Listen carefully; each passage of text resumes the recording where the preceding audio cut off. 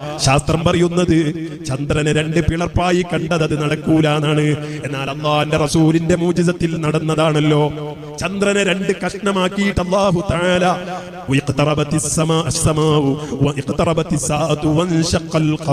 ചന്ദ്രന്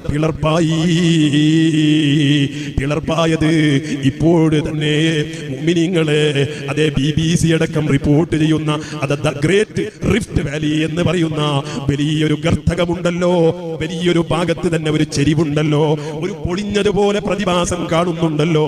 ചന്ദ്രനിൽ കാണുന്നത് അത് കാണുന്നത് ഏതുകൊണ്ടാണെന്നറിയോ?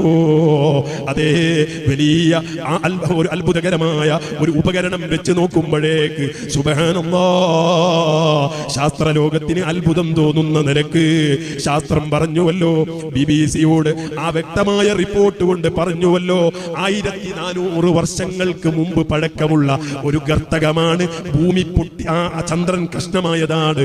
ആ കഷ്ണമാണ് ഭൂമി ഈ ചന്ദ്രന്റെ സൈഡിൽ ഒരു ചെരിവ് പോലെ ഒരു തഗ് പോലെ ഒരു താഴ്ന്ന ഭാഗം പോലെ കാണുന്നതെന്ന് ശാസ്ത്രജ്ഞന്മാര് പറഞ്ഞു. നാസയുടെ ശാസ്ത്രജ്ഞന്മാര് പറഞ്ഞു 1400 വർഷങ്ങൾക്ക് മുമ്പ് മുഹമ്മദ് റസൂലുള്ളാഹി തങ്ങൾക്ക് നടന്ന മോചിസത്തിനെ നിഷേധിച്ചിരുന്നു.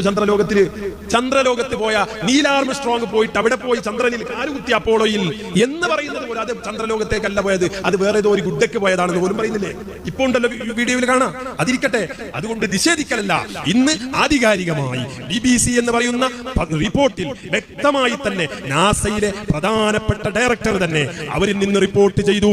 അതിന്റെ ഡയറക്ടർ ജോർജ് ഓർവെൽ എന്ന് പറയുന്ന ചങ്ങാതി അതിനെ പറയുന്നു 1400 വർഷങ്ങൾ മുമ്പ് ചന്ദ്രനിൽ നടന്ന ആ ചന്ദ്രൻ പിളർന്നതിന്റെ പ്രതിഭാസമാണ് അങ്ങനെ ചന്ദ്രനിൽ കാണുന്നതെന്ന് പറയുന്നു.